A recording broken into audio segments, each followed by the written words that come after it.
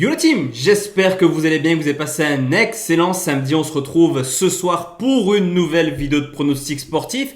Une, voire deux, car vous le savez, le premier palier de la montante, c'est la victoire de l'Inter contre le Genoa. À l'heure où je tourne cette vidéo, l'Inter mène déjà 2-0. Si le résultat reste le même, le troisième palier de la montante sera diffusé à 21h sur la chaîne. Donc soyez présents si vous voulez déjà le deuxième palier de la montante, si et seulement si l'Inter s'impose. On va, comme d'habitude, la team faire un petit peu le bilan de ce qu'il s'est passé hier. Mais juste avant ça, le petit pouce bleu. Le petit rituel, hier, la journée n'a pas été extraordinaire sur YouTube. J'étais parti sur 3 pronostics.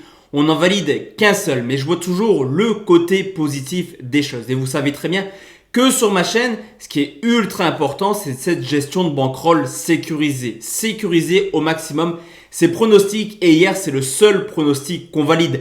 Match nul remboursé si le Betis s'impose à domicile, score final 1 but partout. On ne valide pas le plus de 2,5 buts entre le Standard et au stand. On ne valide pas également les deux équipes marques entre Leipzig qui était beaucoup trop fort hier pour Stuttgart. Large victoire 4-0.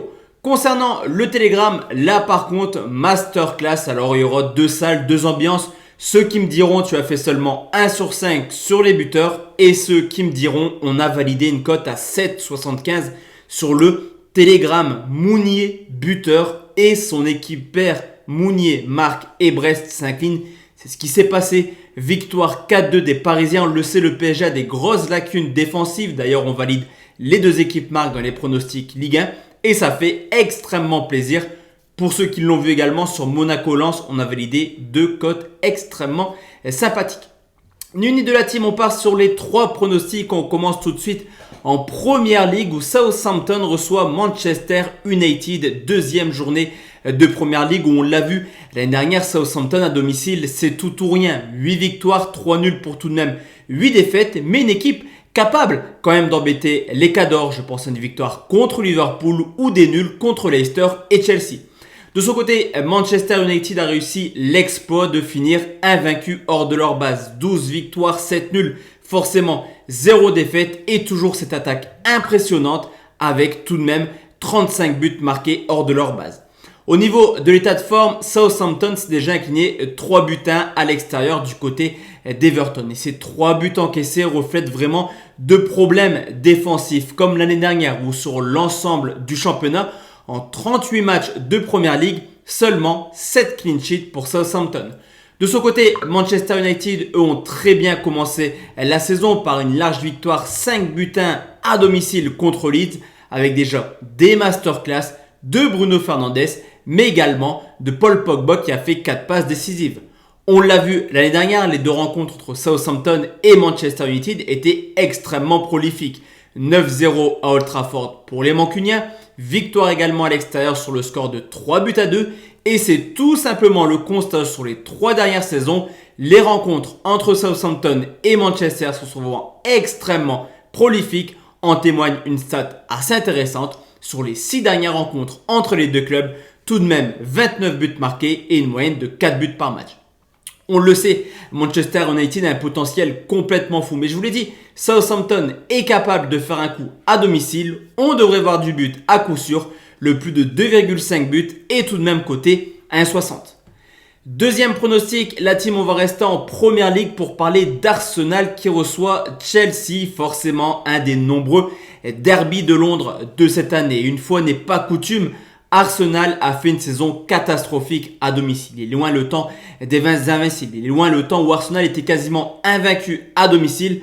L'an passé, c'est une toute autre histoire. C'est seulement 7 défaites en 19 rencontres. De son côté, Chelsea, malgré une 6e place lors du classement à l'extérieur, a montré des choses extrêmement intéressantes hors de leur base, avec tout de même 34 points pris en 19 rencontres.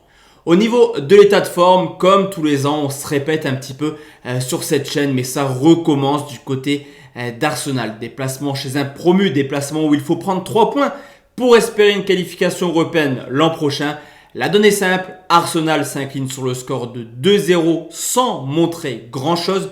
De plus, demain, pas mal d'absents, Lacazette, Aubameyang, Thomas Partey, Odegaard ou alors également Gabriel, l'ancien défenseur du LOSC. Tout porte à croire qu'Arsenal passera un moment très compliqué à domicile.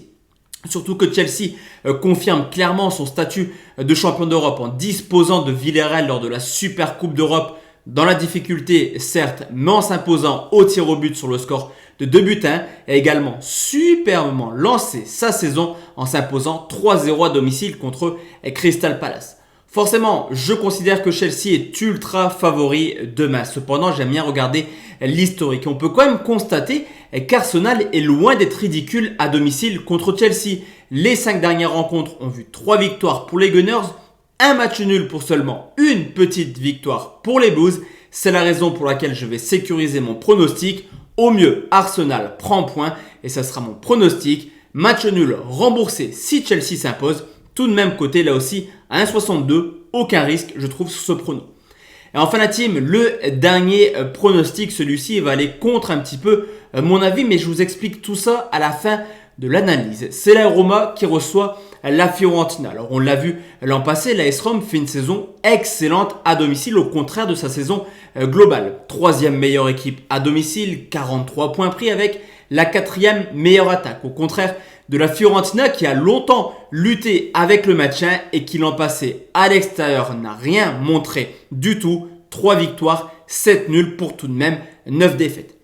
Au niveau de l'état de forme, la préparation de l'AS Rome est plutôt cohérente. Pas mal de matchs amicaux et surtout déjà une victoire en Coupe d'Europe sur le terrain de Trabzonspor sur le score de 2-1 pour ses qualifications de la Conference League où l'AS Rome, comme Tottenham, est clairement un des favoris de cette compétition. De son côté, la Fiorentina s'est également imposée pour le lancement de sa saison. Ce n'était pas en Coupe d'Europe, mais en Coupe d'Italie, largement sur le score de 4-0, avec un nouveau doublé de Vlahovic. Il a mis 2 buts forcément en Coupe. Et l'an passé, on l'a vu en championnat, il a terminé dans les 5 meilleurs buteurs, avec tout de même 21 buts marqués. Historiquement, on peut constater tout de même que même si la Roma a un avantage indéniable sur la Fiorentina, la Fio arrive par moments à marquer là-bas. Sur les 5 dernières rencontres, 3 fois la Fiorentina a marqué au moins un but du côté de l'AS Rome. Et on le sait également pour toutes les équipes qui jouent les compétitions européennes. Généralement, il est extrêmement compliqué les rencontres entre 2 matchs de Coupe d'Europe. D'ailleurs, l'AS Rome a quasiment mis l'équipe type contre les Turcs en Conference League. C'est la raison pour laquelle je pense la Fio pourrait marquer à n'importe quel moment. Les 2 équipes marquent. C'est coté à 1,55.